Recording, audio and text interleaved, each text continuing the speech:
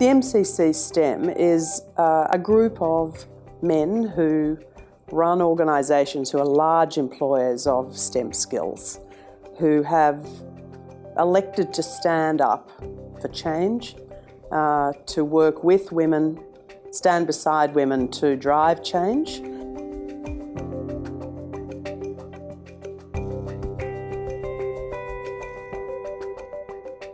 I grew up in this nation believing that we're a nation that created equal opportunity. When you peel into it and see sometimes the very obvious, but sometimes the quite invisible barriers that exist for some people, I don't think that's a world that I want to be a part of. It's not a world that I want to raise my kids in. It's not a world that I want to be a leader in. It has become very apparent to me as I've been able to have leadership positions that many people, many women, feel that they just simply do not have the same opportunities as men. And yet I know from my dealings with them that half the talent on planet Earth is there. I understand how much influence males have in the Australian business community.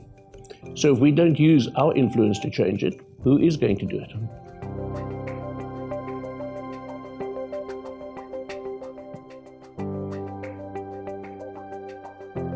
We need for young women to believe and see that there are opportunities for them. Because at the moment they can't see it, they don't believe it, and we wonder why they're not doing STEM subjects at university and school. They just cannot see a future through a STEM lens. Well, I think the real challenge that we've become more alert to is around the pool of graduates coming through in terms of the STEM disciplines.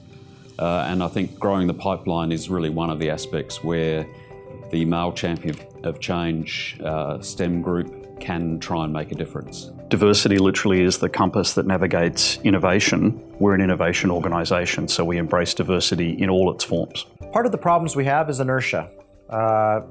Science has been male-dominated for centuries. And there is just certain perceptions in society that are very ingrained from the time we grow up. And so trying to get, I guess, a level playing field means actually overcoming some systemic problems that they're not obvious, but they're just sort of the way we're hardwired. Well, I think, it's been shown that when you have diversity in any organisation, it does better. And if your workforce is basically male, pale and stale, it's generally not going to perform.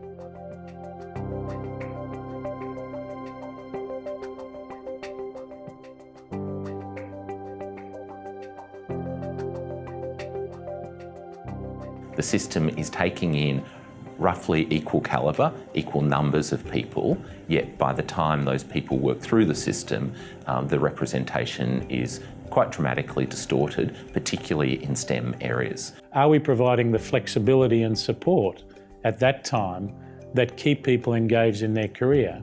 And then as people move into those senior ranks, are we providing them with, again, the right mentoring, the right support, so that those people can go on to become the chief executives, the chief scientists, the chief statisticians of Australia? Was in the focus group with women who had come back into the workforce. And I found that, really humbling and challenging as a CEO to see that people have got aspirations and they've been a little bit squashed. I found that, very, very challenging to me individually, because that's something I care about a lot.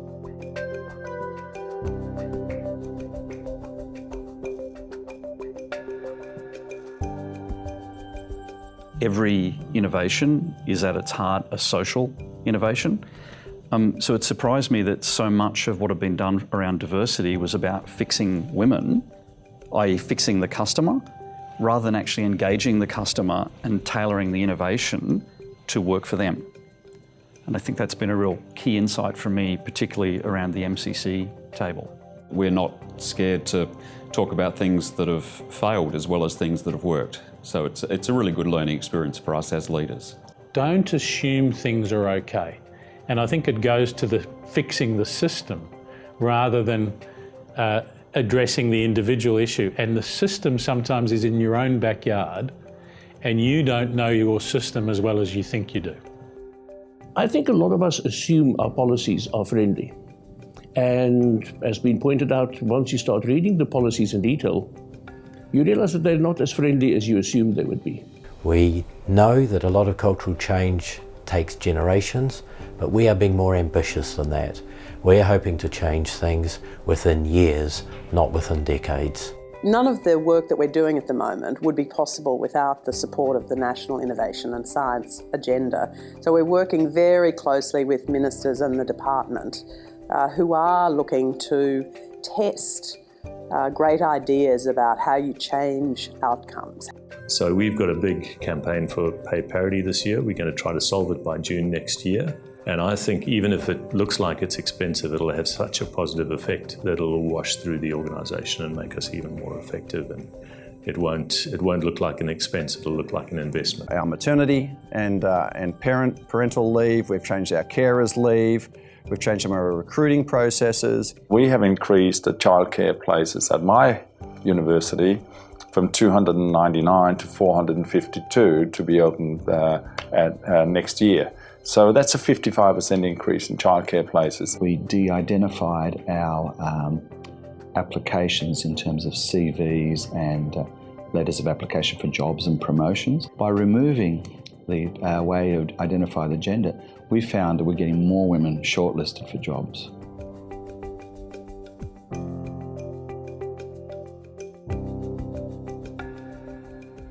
The future of work we know is going to be very different to what it is today. And we need that conversation happening. We need to be changing in anticipation of that. Otherwise, as a country, as a nation, we'll get left behind. If we think we can build a strong STEM group with only half the population, that's a bit silly. That's really just dumb. To access that underutilised capacity, bring it forth to make a contribution to the prosperity of this nation is something that we just can't all sit around and just hope will happen. We have to help make it happen. Nature is one of the best innovators there is, and nature loves balance, and nature's done a great job of figuring out 50-50 is what works. I think we could learn from that.